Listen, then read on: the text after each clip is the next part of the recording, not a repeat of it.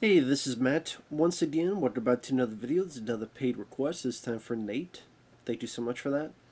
And for those interested in requesting any type of topics or reactions, commentaries, reviews, re-reviews, what have you, feel free to send it either directly to my PayPal or join my Patreon. Both links are down below in the info box. So pretty much Nate, he kind of had three questions, but I figured I would put into this one video. If you could do a sequel to They Live 2, Suburban Commando 2, or Gremlins 3. I guess which would you do with each one? And obviously, my answer would be don't make any of them. But I guess that'd be the shorter, sweeter answer. So I guess if I had to, had to do it, had to do it. It's funny, They Live. I found a fan poster that was kind of cool, where they had it was called They Still Live. It had Kurt Russell, Pam Grier, and Tom Atkins on the cover. Yeah, it's a pretty cool poster. And I'm like, I want to see that movie. If there's a They Live sequel where Kurt Russell is a cop and then Tom Atkins and Pam Grier, I'm down for that. But I just They Live too. If I had to do it, I would do it when Roddy Piper was alive. I would have had that Roddy's character lived. Because we assume he died, more than likely he died, but the last thing we see is him giving the middle finger, and then it cuts to people realizing what's going on. But if 50 Cent could survive getting shot like 50 times, maybe Roddy Piper could survive. That's what I would say. Get 50, all these other people get shot like 18 times. If 50 Cent could get shot that many times, Roddy can get shot once and live. So I would make it where Roddy Piper lived. Aliens are now much more known, and so it's even much more of a paranoia movie, maybe a little bit of the Thing vibe of the aliens are trying to find different ways to mask their identity. And there's a lot more, again, paranoia of are you who you say you are, and they can even look like people who was your friend or you thought were your friend, but they killed the person and took their identity. So definitely maybe delve into the who can you trust in that variety. Maybe the aliens are the social justice warriors overcompensating in this world of paranoia where there's much more security checks, just like nowadays.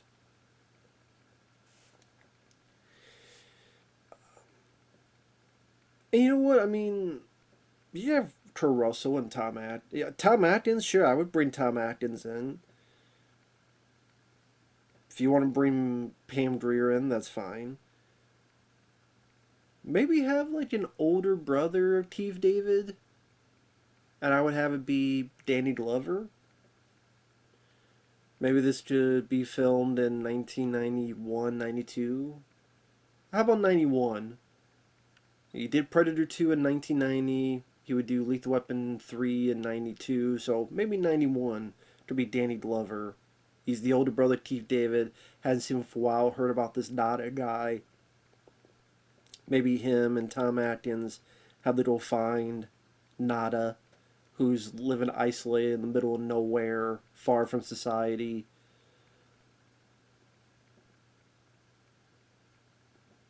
Kind of been out of it because his near death experience.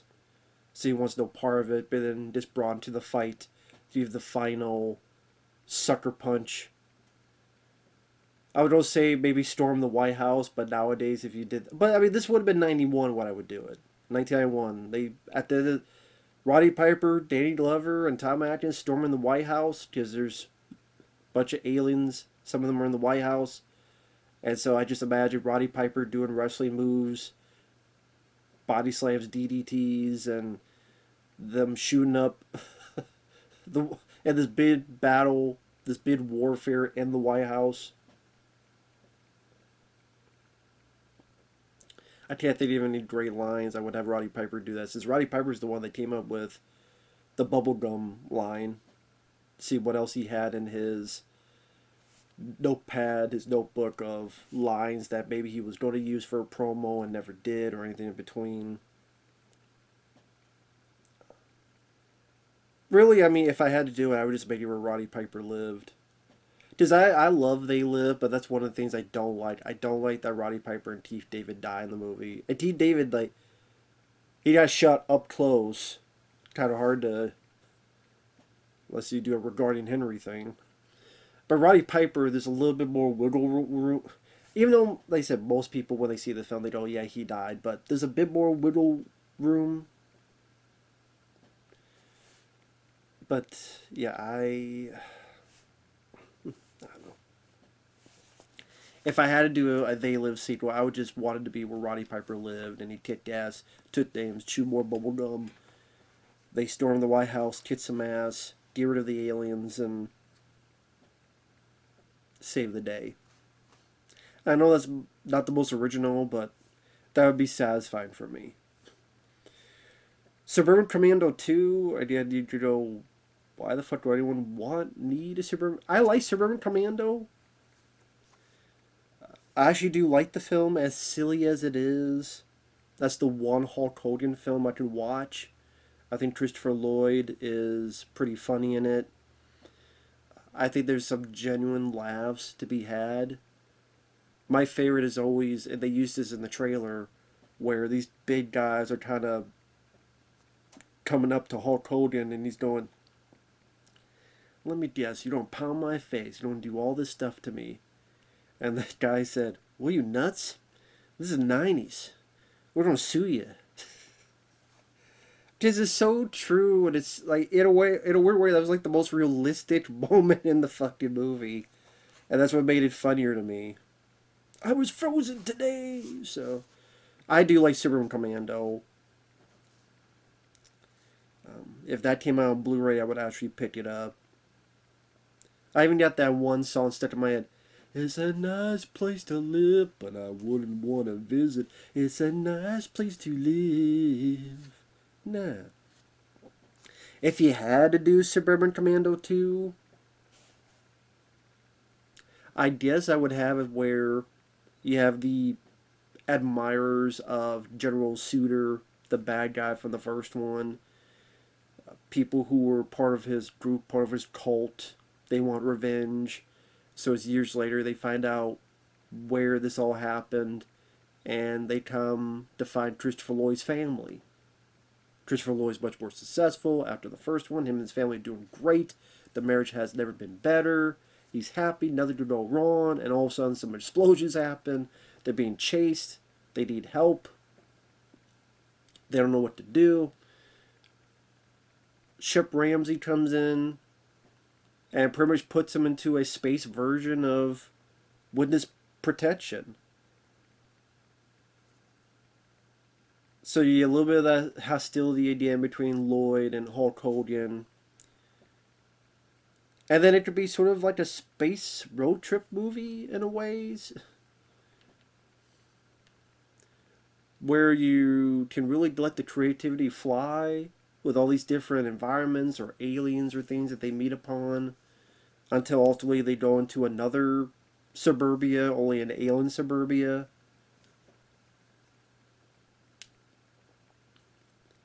The misadventures along the way. Just like a much better version of that movie Mom and Dad Save the World. That awful movie. Like a much better version of that film. Because honestly, I couldn't think of another idea for Suburban Commando 2. I mean, what, he lands in suburbia again? Okay. What, then yet with a different family, but it'd just be the same movie? It'd be just a remake of the first movie, so I would have that, because I would hope that the reason that there was a sequel was because the first one was a big hit, which it wasn't, but that's the thing. If they made a sequel, it would be like a lot cheaper. They probably put like Larry the Cable Guy as Shep Ramsey's cousin. I'm like the I don't care what you do, you couldn't make that a good movie.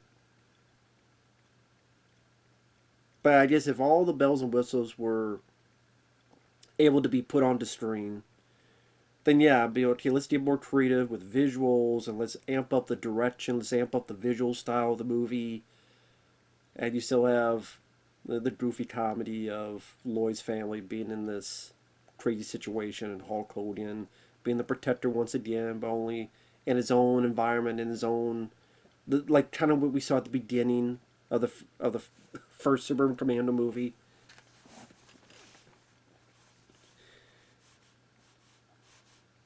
We're on Earth, so next time let's go up there.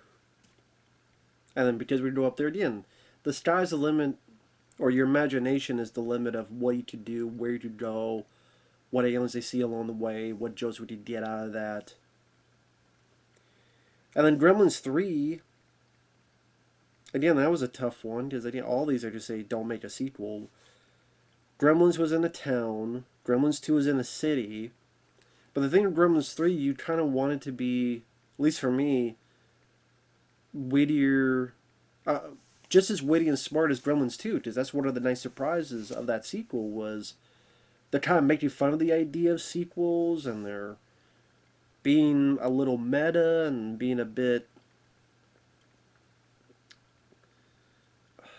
like they know what they're doing, but at the same hey, let's make fun of the rules from Gremlins 1. Well, you can't eat after midnight where it's midnight everywhere, and for Joe Dante, you put a little bit of the Looney Tunes energy into it, which wasn't everybody's cup of tea, but I thought it was kind of refreshing, made it seem a bit different, and not just same old, same old. So I would say, let's see, Gremlins 2 was 1990. I would say you have to make the sequel a bit quicker. Because from 84 to 90, so that was 6 years. I would say within maybe 3 years, so 1993. I would steal what they would do later on, the year or two after, in Western's New Nightmare. I would make it where Joe Dante and Zach Galligan and these guys are making Gremlins 3. And you could, with Joe Dante and his sense of humor, he could make fun of the industry. This guy knows about the industry. He's been with the industry for a long time. So you can't tell me he doesn't have a wealth of inside jokes and inside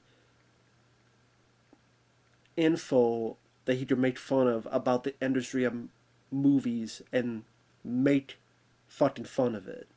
You can't tell me he doesn't have any of that in his noggin there. So again, it's a film within a film. Like they're making a Gremlins 3. They don't know what to do because they don't want to make a sequel, so they could make fun of the idea of sequels even more so.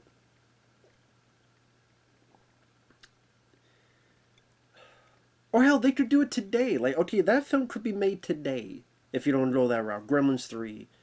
Oh god, like we gotta make you can make fun of the reboots, you can make fun of the requels, you can make fun of all that stuff and bring a lot of wit and humor to it. If you make that film today and not 93 like you mentioned, if you made it today, you have your arguments of whether we're going to do it practical with CGI, arguments of well at least it's not Disney. Like, there's a lot of inside baseball as they call it that you can put into that. But then the gist of the rest of the plot. Well, before I do that, you can make fun of the idea of cinematic universes, how the studio wants a cinematic universe, because everything needs a cinematic universe, and we got Dwayne Johnson, because Dwayne Johnson's in everything, and you do a cameo from Dwayne Johnson, but he gets killed by a gremlin, and that could be the twist of it.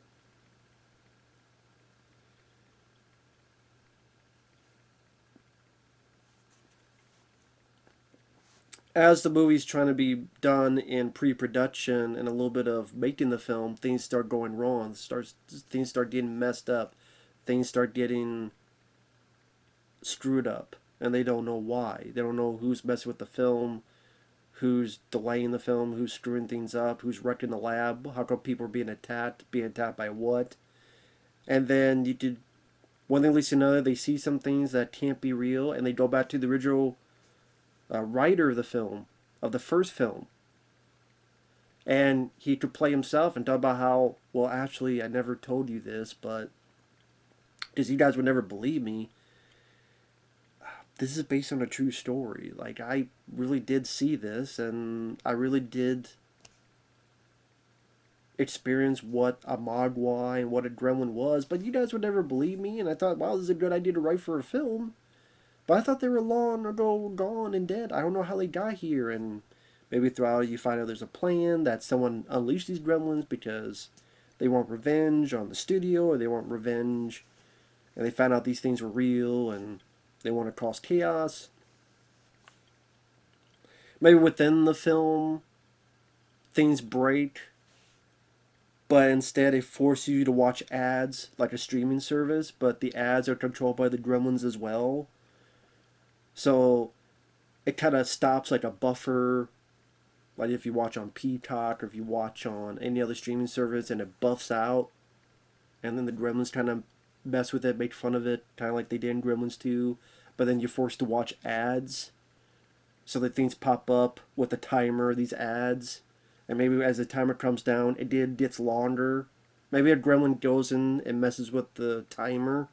Yeah, 20 seconds left of the ad, and then it changes it and laughs at the viewer and leaves as it's forcing you to watch the ads that it wants you to do, and then you can make fun of advertisements in any way, but have it star the gremlins. And then you can make fun of the studios, where the studios, they say they have these high moral fiber of they want to protect people, they want to help people, but really they don't care as long as the movie gets finished. Kind of like Disney. Because I'm saying, what else could you do with Gremlins? I know they did that show, Secrets of the Mogwai, that did come out, and then I heard nobody talk about it. That cartoon. Animated. Yeah, it was animated. Never heard anybody talk about it. And there's always this talk about Gremlins 3, Gremlins 3. I'm sitting there going, what else are you going to do with it? It's going to be what?